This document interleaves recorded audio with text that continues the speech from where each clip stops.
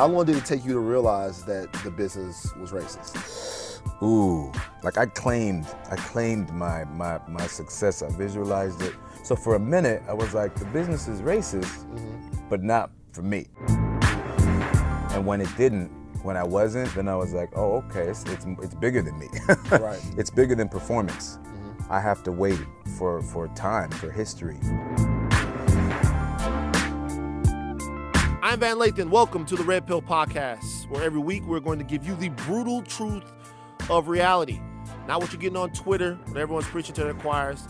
None of the bias that you get on the mainstream media news outlets. We're going to give you what people really think, what they really say, and how they really act. Our first guest on the Red Pill Podcast is Taye. Before we get to him, I'll tell you why we call it the Red Pill. If you guys haven't seen The Matrix, you should probably stream that tonight. But if you remember that movie, Neo, the hero, is given two choices, the red pill and the blue pill. The red pill is the brutal truth, the freedom of expression. Blue pill is the blissful ignorance that a lot of people in our society have turned to. He chose red, and by listening to this podcast every single week, you have two. Our guest today, like I said before, Taye Diggs. You know him from the stage and the screen. It's one of those guys that it depends on who you are, it's what you know him for. If you're white, you probably know him from Private Practice. If you're black, you know him from any plethora of movies where he played the sexy black dude. We're going to talk about that and also about some of the changes that he's witnessed in Hollywood and black Hollywood over the years. Thank you for popping pills with me today. So Taye, Yes. you're here. You made it here. Oh boy, I've got the worst directional luck ever. See, but I'm here. The interesting thing about that is there was a time in human civilization where someone would say, I have bad directional luck, right? Right. And then it was a commonly accepted excuse for them being late. Exactly. Then technology. Sure, and mobile phones Mobile phones with smart technology applications are on. There are applications on the phones that people can use. But my you gotta luck, get here. This is why I'm such a. Well, we should say that Taye was late, is what we're talking Well, about. not late. I mean, I was beyond late. Yeah, it's okay. I was just misguided. Yeah. Do you know what I mean? That's good. Right? That's a good way to put it. Here's the thing, though. For me, what you have to understand is I'm in chill mode, right? I'm at my desk. Thank God. I'm chilling. But this shows a very important cultural distinction because the white people were freaking out about the fact that you was late, dog. Listen, I really nicest feel guy, like Maddie. I do great Maddie, things who's for right the over race. here. Yeah, right. So this makes up for it. He There's came gotta over to me. be- He checked me. He's like, "Where's Taye?" I was like, "Yo, I can't really tell you where he is." He goes, "Whatever," and he walked away. He stormed away. Oh, it's very upsetting. I'm So, sorry. This is the power of mysticism. It goes beyond, GPS. It's just this thing is. Yeah. It's connected to me, but I'm here. You're here. Red Pill Podcast, our yes. very first guest, man. Oh, for real? You're first I didn't guest. know that. See, you're- I love you so much. I just came sight unseen. Right. I didn't know what You're I'm getting into, doing, but I'm here. what's going to happen. We should actually talk about that. Like, we've known each other for some years. We have, and I'm so people don't. Can I talk to this? People don't know. You don't know what this cat can do yet. You don't know. I do, and I'm very excited for y'all. You're a different. It's. I hate that I have to say this, but he's a different kind of black dude.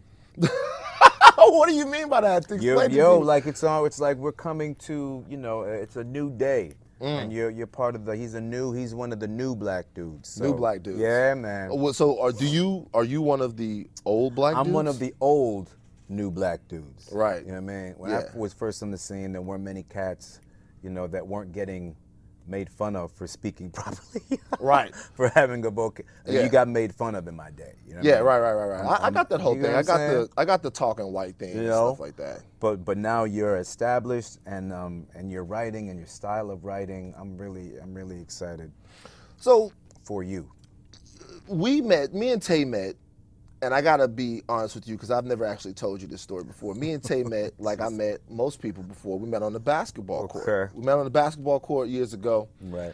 And I have a vision. I had a vision. I still have a vision. And I'm on the basketball court, and at this point, I'm unemployed. All of this stuff is going on. I'm writing.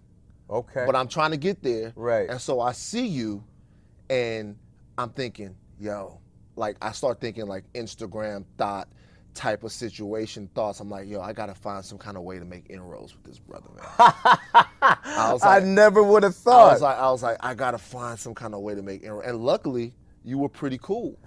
And we talked. Really? Yeah. Because you, when I first saw you, you seemed like you had an attitude to me. Yeah.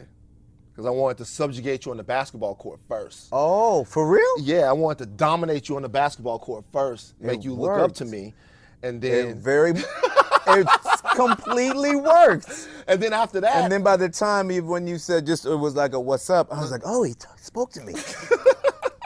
Oh man, I got played. And then we sat down. I remember the day I was like it's kind of like then I fattened you up, and I was like, nah, it's time to go in for the kill. So I sat down and me and Taye had like a 2-hour conversation. I go home, I tell my girl, I'm like, yo, goodness, me and Taye are friends. it worked. Yeah, well man. done. Appreciate it, bro. Okay. And now we're here years and years later, man. Luckily, you have what it takes to be behind that, so I don't feel so bad. But I feel a little. You got taken advantage of, bro. Okay, that's bit. LA, y'all. Let me ask you a little bit about what you said earlier, though, as far as like the new black, this kind of new era that we're in right now. I was at the Black Panther screening. Okay. This past Monday.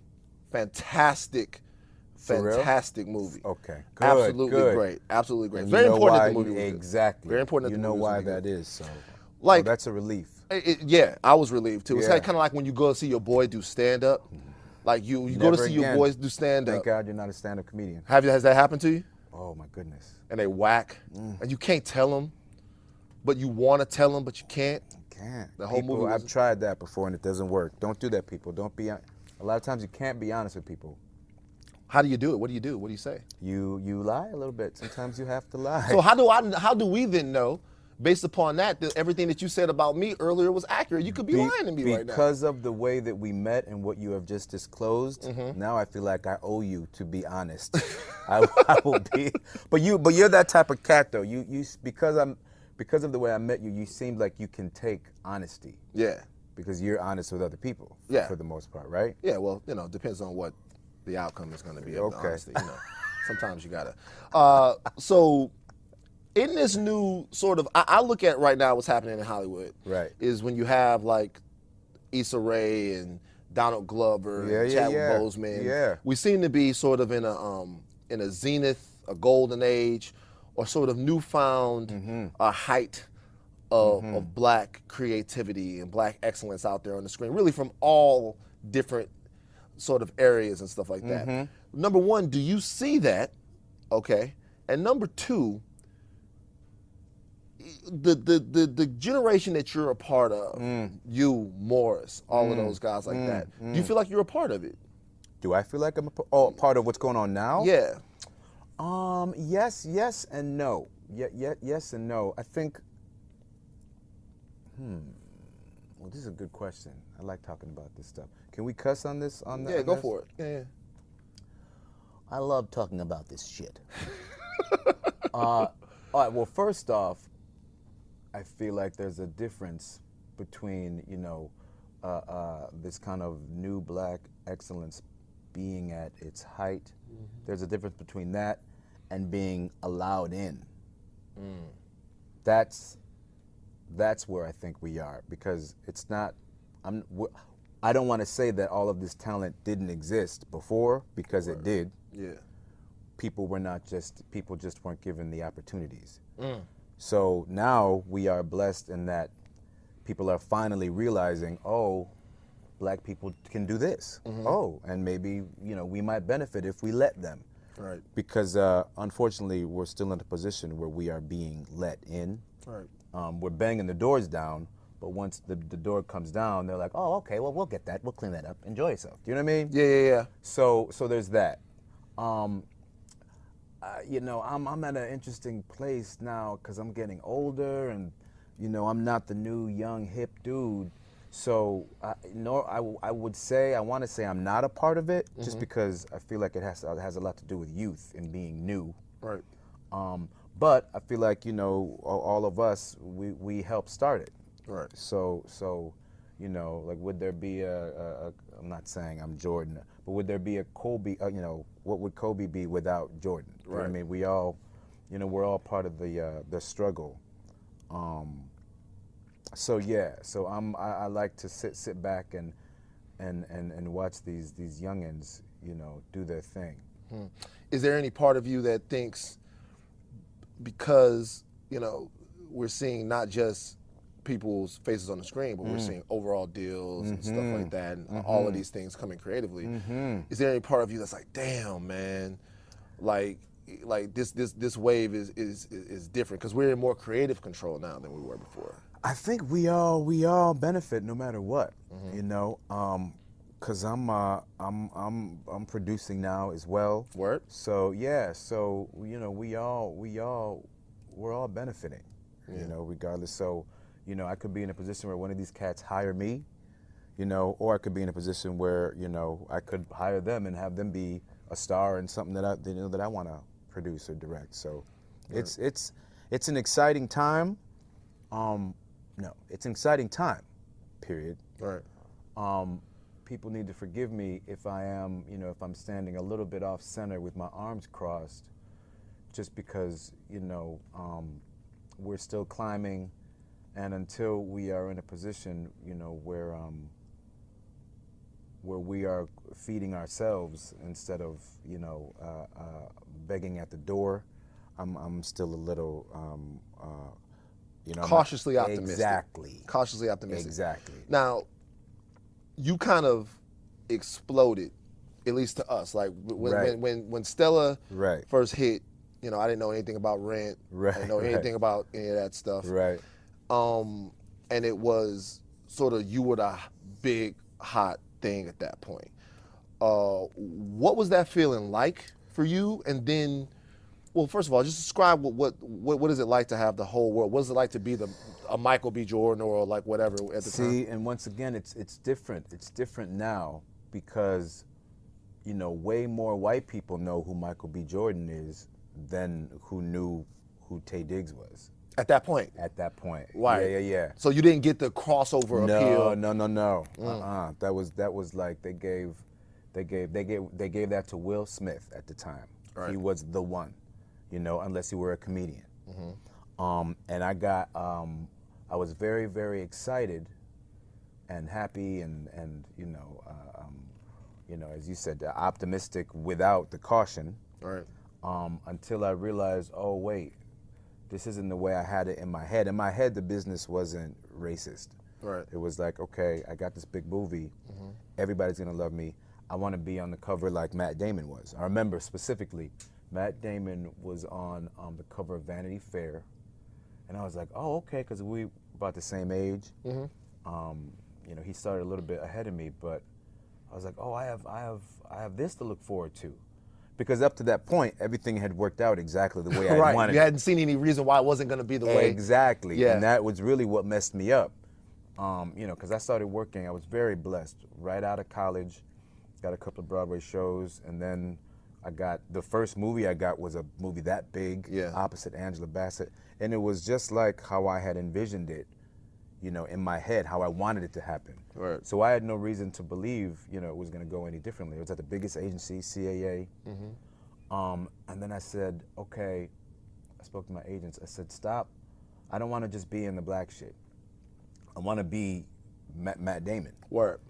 And I wasn't. And I didn't realize that. One, the business was racist. Two, when you make a request like that, agencies send out your info and then they have to wait for it to get accepted. Right. And none of that was happening. So then I started leaving the agency and chasing it when I should have probably just stayed there, chilled out until I had gotten so big on the black side that the white side couldn't deny me. Yeah. Because it's like you start on a black movie, you have to do well. Then you start out the black guy in white movies, and then once you're really, really funny as the black guy in white movies, then maybe they'll give you your own thing. You know what I mean? Yeah, That's what it was. That's what I thought it was back in the day. Do you feel like now, because when you look at shows like Atlanta and Insecure, and movies like Get Out has a more diverse cast, but when you see things like that are such from a black perspective, it seems to be that those things are resonating more generally than at that time. So 100%. So at that point, maybe you felt like being in movies with all black casts or all black creatives, it wasn't going to take you to that point. You feel like that's different now? I feel like it can be, yeah, yeah. Depending on, yes, it 100% is different now. I think it's much better. I was just on the phone with my agent, and there's still literally. This is why I'm cautiously optimistic. All right, well this role, it says it's Asian. Let me call, make sure. Let me see if they're really gonna go Asian or if it's gonna go like they're still right. For all the TV shows, they still have everything chopped up. Right. Yeah. You know what I mean? Yeah. There were certain I've missed out on roles because, the second lead was black. I remember Mos Def was in a certain movie, and because Mos Def was in that movie, I wanted a different part. But because Mos Def was in that movie, that means the part that I wanted went to a white guy. Right. And if it was a white guy, then they couldn't have two black guys in the movie. Yeah. It was that simple. So that happened on Hitch. You ever hear of the story? Hitch. What? Hitch couldn't be. They had to get a Latina opposite Will. At first, it was for Cameron Diaz, and then it was going to go to a black lady. They had to get. They couldn't have two black leads because then it's a black movie. Ethnically ambiguous. Right. Right. Right. Like we're really dealing with that. Mm-hmm. And I couldn't. It was so ridiculous that I didn't want to believe it. Yeah. And then I just had to throw my hands up and be like, all right, I'll just wait. How long did it take you to realize that the business was racist? Ooh. Because you come out, you're having all of this success. At what point did you go, yo, man, this shit is fucked? It almost was. This is gonna sound whack, but like I had like I claimed my success. I visualized it. So for a minute, I was like, the business is racist, but not for me. I'm gonna be the cat that's gonna like transcend that. Yes. Yeah. And when it didn't, when I wasn't, I mean, to that extent, to the extent that I, that my ambition, had, took hold of me, then I was like, oh, okay, it's bigger than me. Right. It's bigger than performance. I have to wait for time, for history. Because it wasn't just me, there were other cats that I was looking at where I was like, this cat has everything it takes. Why isn't the world noticing this? Yeah, so it taught me a lot. It taught me patience, and what is real, realizing what is real. Like, so from my perspective, being in Louisiana, watching you guys when y'all were doing y'all thing, right? We talk about a golden age now, but to us it was a golden age then, right? Because when you look at movies like that you were in, just go back over some of the movies that you were in over your career. We're talking about The Wood. Somebody the other day said, hey man, you were in all the classics. That's what I'm saying. The classics. You know what I'm saying? You're talking about The Wood, you're talking about Best Man, you're talking about Brown Sugar. You're talking about all of these movies. There was a run there. I mean, you missed out on Love and Basketball. I guess Omar must have cut your head off for that one. I mean, they were dating. Right, so, right. So you look at all of these movies, and they're very important films, especially to young black people who wanted to be in the industry and wanted to be in the business then. I guess my question to you is the same question that I ask a lot of black performers and a lot of different people is, why wasn't, should I say, being in those films and having that cachet and celebrating that part of the culture and that part of art, why wasn't that enough? Why do you think to you it was important to have the crossover appeal? Because, for example, nowadays, we seem to get really upset about situations like the Oscars or the Emmys or the Grammys, right? Sure. Those are mainstream awards that are given out to black performers on a sometimey basis. However, we have award shows that celebrate African Americans exclusively. And it's very hard to get some of the A-list stars to go to those award shows, to accept those awards, to perform at those situations. So for you personally, what made it important for you to, especially at that age, realizing that crossing over was such a big deal? Why did you want it so badly? At the end of the day, it was between money you know, the white cats were getting. It's kind of like women and men today. You know, women are still. It's, you know, for where we are, you know, technologically speaking, and what we can do in space and on the moon.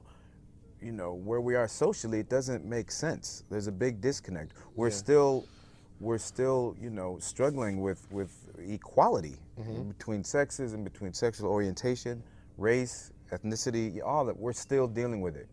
You know, these women are still fighting for getting paid the same amount. It's ridiculous. So, at the end of the day, you know, I wanted that big money. I wanted the cover of Vanity Fair. You know what I mean? I wanted everybody to know who I was, because that's, you know, like the dudes, what was it, Jay Farrell, white famous. It's a thing. It's a thing. I get it. Yeah. White famous. You know, when you have your aspirations, you know, you don't want to be kind of famous. You want to be famous.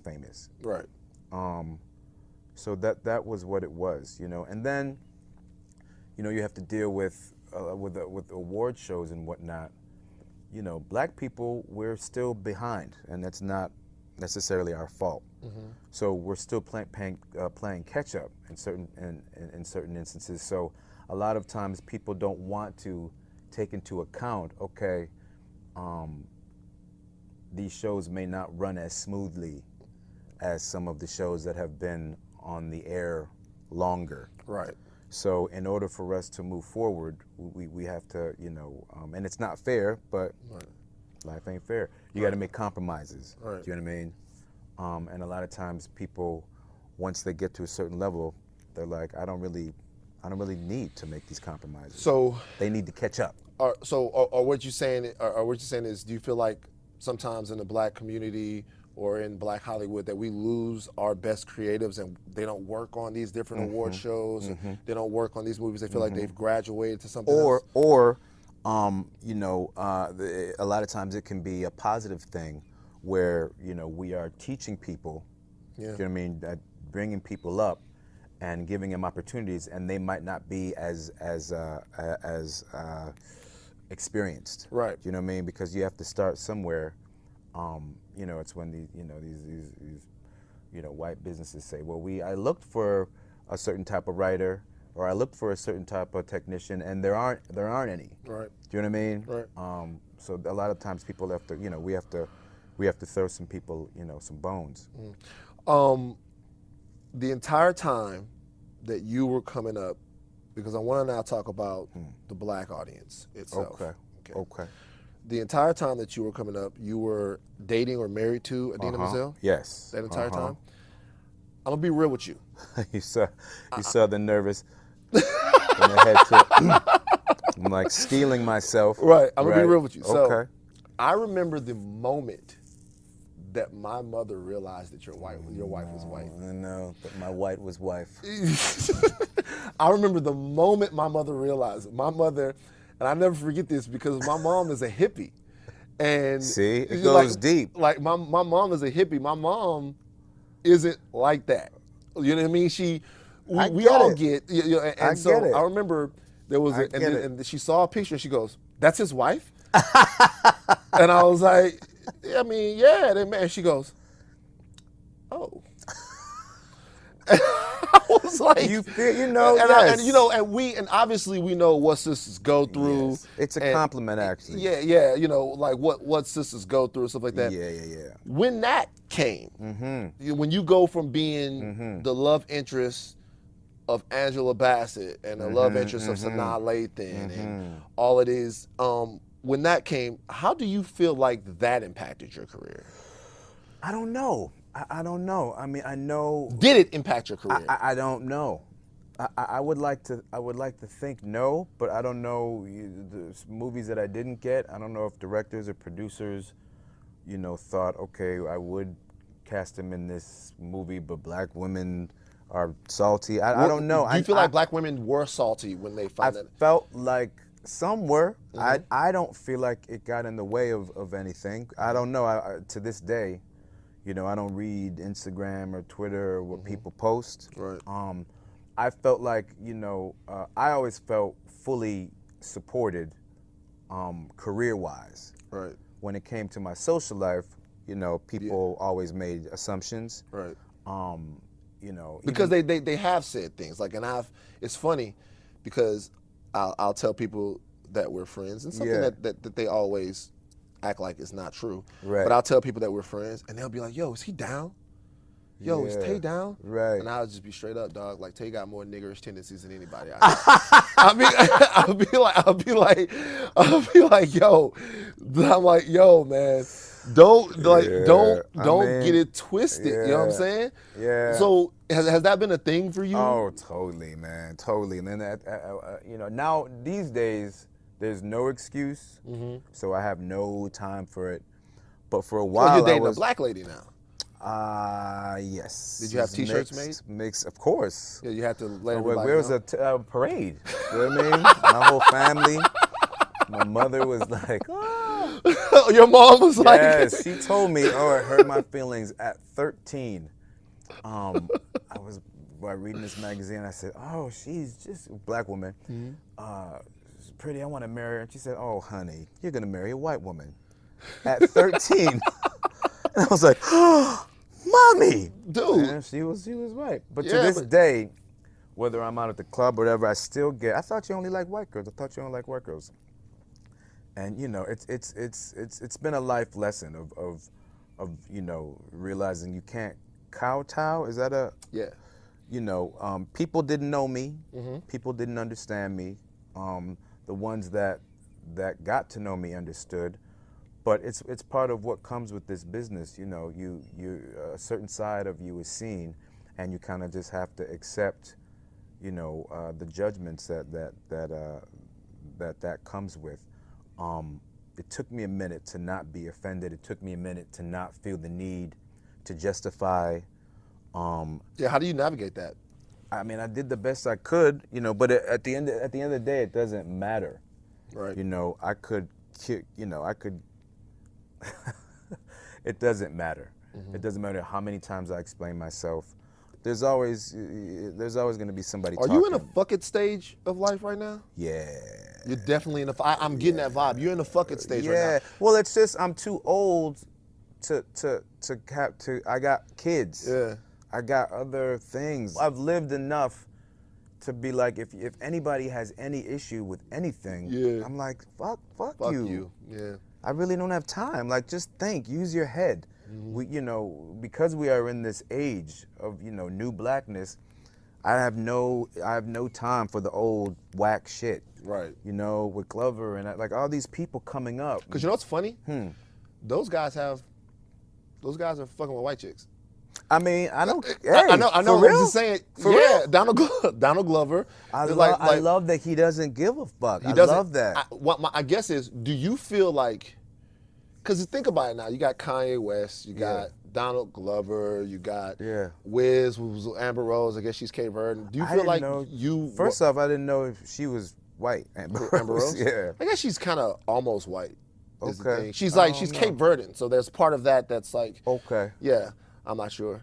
But I guess it's almost like you took a bullet for those guys a little bit because they're not getting any of that. I wasn't me. I don't think, you know. It's just times were different then. You know what I mean? Right. Or they just don't care. They don't give a fuck. They don't care because there's still people out there talking stuff. Oh, Michael B. Jordan for sure. Yeah, they talk about it all the time. Yeah. So, and you know, it doesn't seem to be, you know, messing with his career.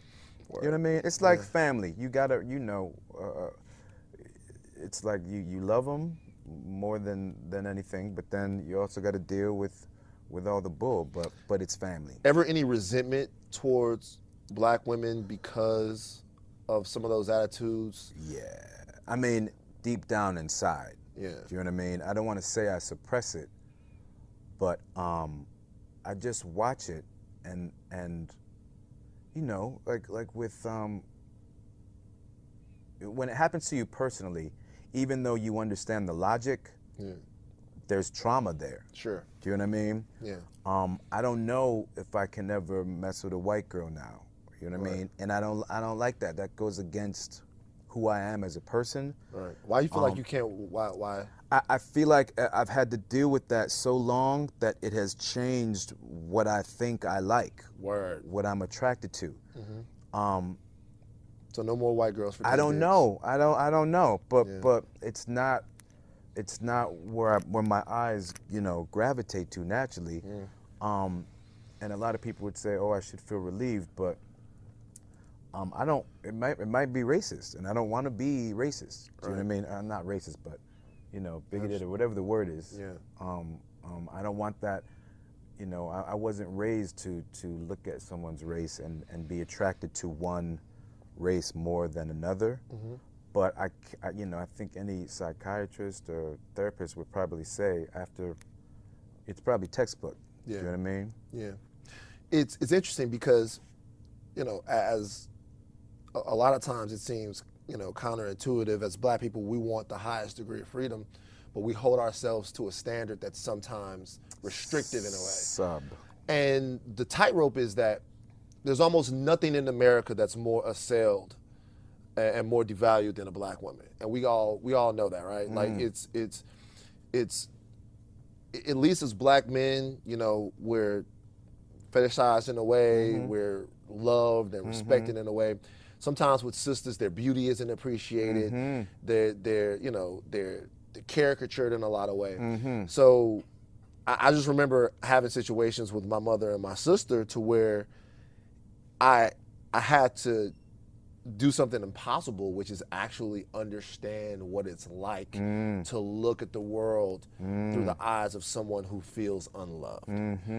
And it just must be, but having said all of that, it's still black dudes out there that just fall in love with white girls. And it's black women that fall in love with white men, and the black men react the same way. So as a culture, I guess, sometimes it's difficult, and I talk to black ladies about this, and they're normally very forthright with me. As a culture, it's sometimes hard to understand where, that hurt and that pain stops, and really just us restricting ourselves and being a certain way towards ourselves begins. Because there are a lot of guys out there that'll say, if you're not with the black woman, then you're not anything. Then, what about Harry Belafonte? What about other guys like this that have made such inroads? But like I said, man, it's something that's changing now. Yeah. Now, can I really quick speak to that? Sure. Very quickly. Yeah. I think and this is once again, in order for us just as a people to kind of move forward, and it's easy for me to say this because I'm a black male. But the only way, whether this is just in life or as a black woman or man or whoever you are, to move forward is to, regardless of what the outside feels about you, is to learn how to love yourself. Word. Regardless. Word. And to not make excuses. Word. It's not fair, but it works, and it's the only way. Because if you wait for other people to validate you, you know what I mean? I feel you, dog. So that we're at a time where, I'm encouraging everyone, especially black women. The more time you spend pointing fingers, the less time you're going to grow as a person. Right.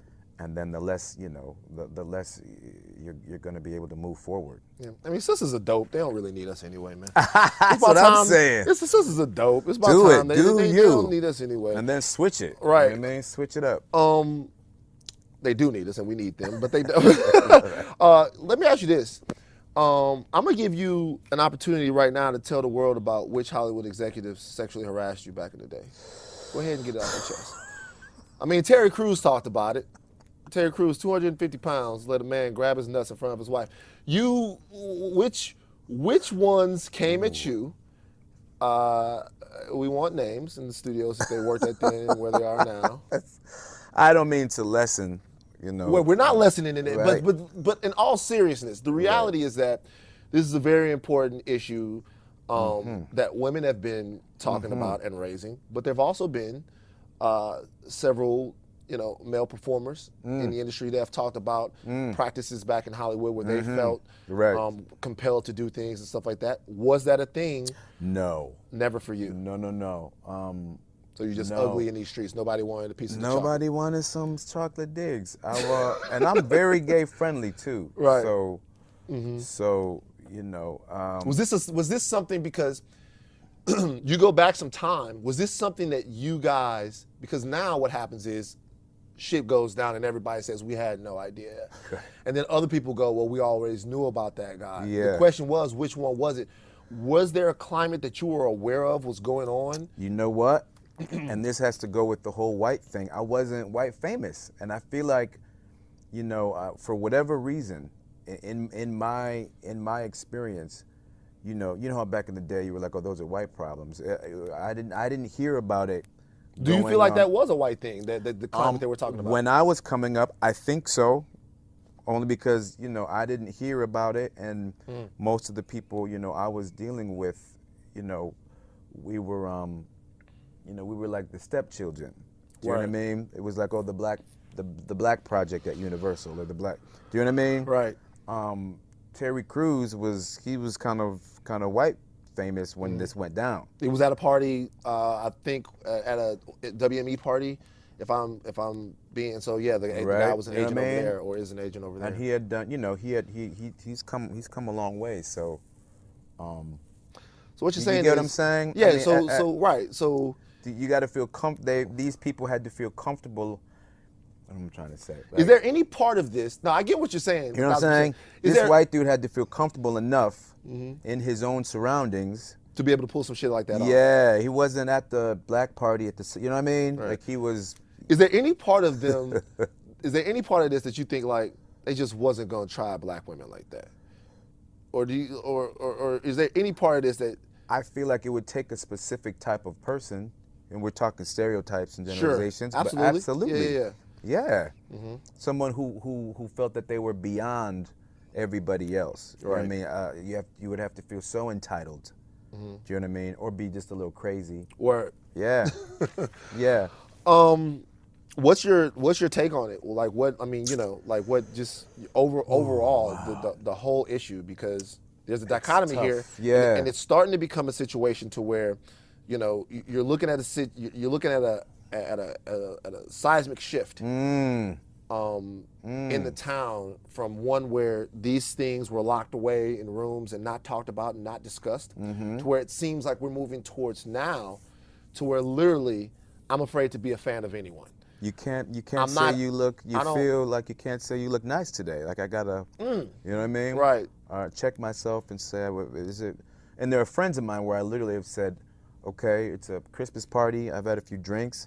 I would, just between you and me, if I were to say you look good in that skirt, like how would you take it? Like seriously. Yeah. I spoke to some people, and they're like, oh, I'm fine. But I'm not. You asked just like that? Uh-huh. Because I gotta admit, that's creepy as fuck. Well, these are people I knew. I got it. If you ask These like are that, people I knew. if I was to say you look good in that skirt, how would you take that? Just come out and say. I did not. You never know. Right. It's pilot Right. season. I don't want to. Yeah. I don't want to offend anybody, but it's a tough time. I think at the end of the day, all this needs to happen. Yeah, of course. Everything needs to crumble down to the ground before we can rebuild. But I think there are a couple of things at play. I think there are a lot of sick people out there, and when I say sick, I mean people that are, have issues that need to be tended to. You know what I mean? And then there's an issue with sexuality in America. Yeah.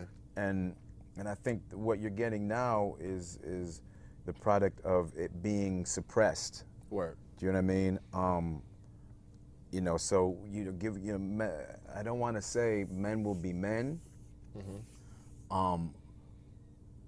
That being said, when you're suppressing, who you are and what is natural, it comes out in inappropriate ways. Right. You know what I mean? So that's interesting though, because even before I watched an episode of The Breakfast Club Shout out to Charlamagne the God. I watched an episode of The Breakfast Club, and Leah Dunham was on there.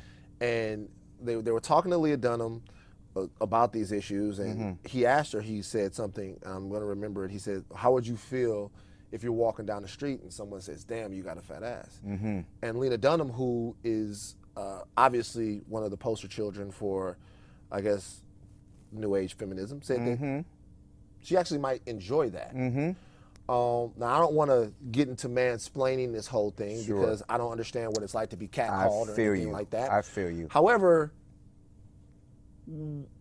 as a man in Hollywood that women dig, I know that you're in a relationship, but as a man, like, how do you feel like you know when it's gone too far? I think that's the question that we're trying to ask, because how do we as men know the line of when it's not right? I think because we are men and because women are women and they have been dealing with so much, we need to basically do whatever they say now. Word.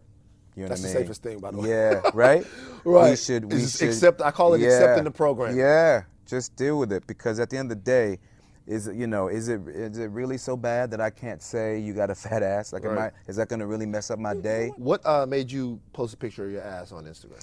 Humor, man. I thought it was very funny. You know? You've been working out, dog. You've been working out, man. I'm your homie. I can tell you, you've been working out. Good for you for feeling comfortable enough to say that. You keeping it real. It was because here's the deal. I thought it was so funny. It's a thing because women do it constantly. All the time. Constantly. Right. I think also was the context. But, it makes people... Do you know how many screenshots? There are 2 times when being your friend has really made people like hit my text up. Okay. One time we went to that Clipper game and they put us on the thing. Yeah. Everybody's like, "Yo, I see you at the game. Hey, yo, what's up?" We got to do that again. Yeah, we do. And the time when that happened, I got a million screenshots of that image. Like, "Yo, what's up with your boy? Man, what's up with your man?" Like, what's popping with your man, Everybody, relax. I had no idea that I would get that type of reaction, but afterwards, I'm like, good. Right. People need to just chill out. What if? Kick them out of their comfort zone a little bit. Yeah, man. Like, what if whatever they thought I was doing, I was actually doing? Like, what if? What's the worst? What if I was very proud of my ass and wanted to show it? You obviously are. Boy, I wasn't thinking about it. I was just... Any Hennessy in the play there? Any vodka sodas in play there? Of course. Yeah, a little bit. Of course. A lot of it. A little sippy. Yeah, when I was like, because that's who I am as a person. Right. And, speaking to what we were talking about before, feeling forced to live a certain way and, always make up excuses at this, it's part of the, fuck it stage. You know what I mean? Who gives it? Who gives it?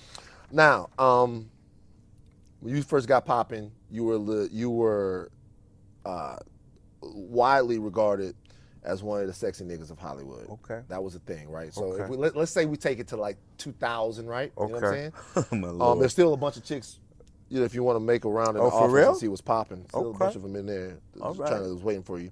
Right. I would say that era was you, Morris, really the whole cast of the Wood. Terrence really wasn't in that. He wasn't? Nah, not really. All right, is that your opinion? He was light-skinned with light eyes. He was popping as far as his career. Huh. But Terrence really, I didn't hear too many chicks talk about, Terrence is the one. Not at that point, because it was on some dark-skinned shit then as well. A little bit, huh? A little bit. But while this was happening, you were married this whole time, right? Yeah. So you really couldn't swerve like you wanted to. Yeah. So out of Ellen Pompeo, Regina Hall, Sanaa Lathan, Nia Long, Katie Holmes and Go, Angela Bassett, and Regina King, which co-star do you wish you would have been single to bust down when you were... So once again, we're going to go through this list. Regina Hall, Sanaa Lathan, Katie Holmes, Nia Long, who is the leader in the clubhouse for me. Remember, we went to the Best Man premiere, and Nia looked like Black Excellence, man. Angela Bassett, who was in, I still was Regina King, Ellen Pompeo. But we don't have any of the cast of Private Practice on this list. I know, right? Because you got Audra. Yeah. You got Audra on Private Practice. Kate Walsh. Kate Walsh, who was in Girls Trip. Right. Kate Walsh, and then Katie Strickland. She's great. Katie Strickland. Oh, okay, you ain't sleeping. Katie Strickland. Let me tell you could get it. Let me tell you a story about Katie Strickland that got me in trouble. Back in the day, my girl had drugged me to see this movie, The Family That Prays. Okay. Tyler Perry movie. Okay. I see Katie Strickland. Yeah. Oh, right. Yes. She's in the movie. Yep. Yes, she Katie is. Strickland's in that movie. Oh, Right? yeah. She comes into this room. She catches, I guess, Sanaa Lathan, Right. who's with cheating with Cole Hauser. They're all in the room. Right. Then she walks out, and I was in the theater with my girl. I was like, okay. Okay.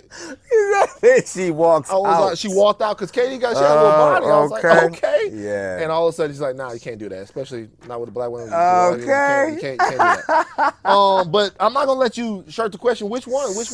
Oh, by the way, I'm gonna add one. I'm gonna add Layla Arcieri from Kevin Hill because they don't have her on this list. Layla. Now this is all hypothetical. This is the hypothetical land of the red pill. This is the brutal reality of truth. This is all hypothetical. I'm gonna keep it super duper real. Super duper real. What the reaction you just saw, something at that time,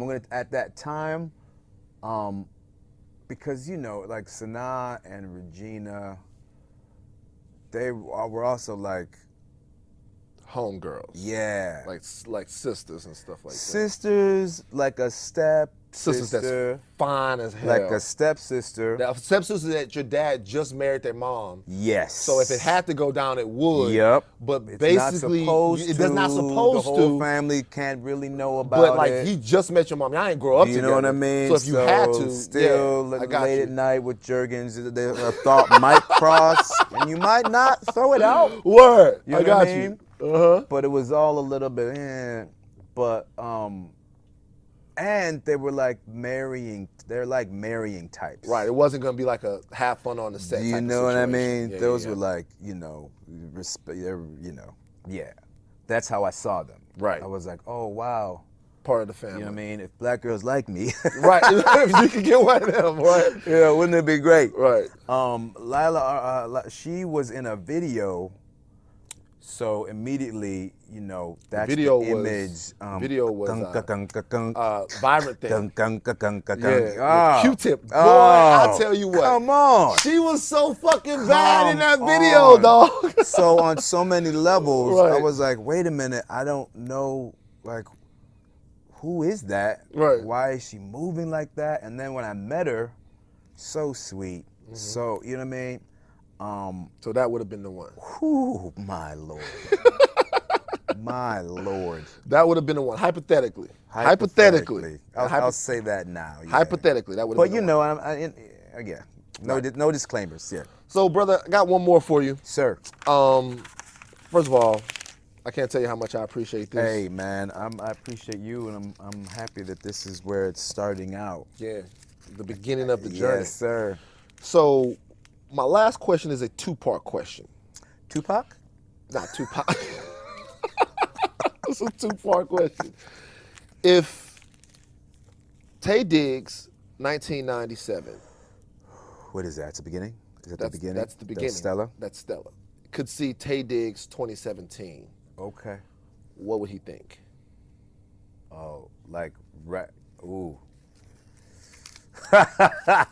If Taye Keeping Diggs, it real? We being real. If Taye Diggs, 1997, could see Taye Diggs, 2017, what would he think? What? Because your would career he is not by any means over. We got some work to do. Yeah. But right now, at the midpoint of your career, what would that guy think? The guy who had all those illusions. Now, take this the right way. Take this however you want to take it. I say this coming from a positive place. You know what I mean? This is post-divorce. This is, post-therapy. Taye Diggs back then was very black and white. It was very, not literally, well, literally too. Was very, there's a right way to do things and a wrong way to do things. I'm gonna have this type of career, and there's no room for anything else. Taye Diggs back then would have maybe felt a little sorry for Taye Diggs 2017, because it was a tough year. I was growing a lot and very reflective, and moved in with my girl and her 2 kids, and I said 2017. We're actually in 2018. Yeah. Well, 18. Yeah, he's gonna be hyped. It's gonna 18 be like, is gonna be hyped. Congrats. So so that changes now. Right? Okay. So So the Taye Diggs then to Taye Diggs now, you feel like you'd be, you're like, oh man, you're not Will Smith yet. Like you're not. He might be a little bit like that. Right. And been like, oh, you should have done this. You should have done that. Look at me now. You should have taken these steps, as opposed to, now me, it's not all about that. It's about, who I am inside and what I'm giving back, and, trying to be real and honest with myself and whatnot. All that stuff was for the birds, to 1997, Taye Diggs. One role that you lost that you really wish you would have gotten?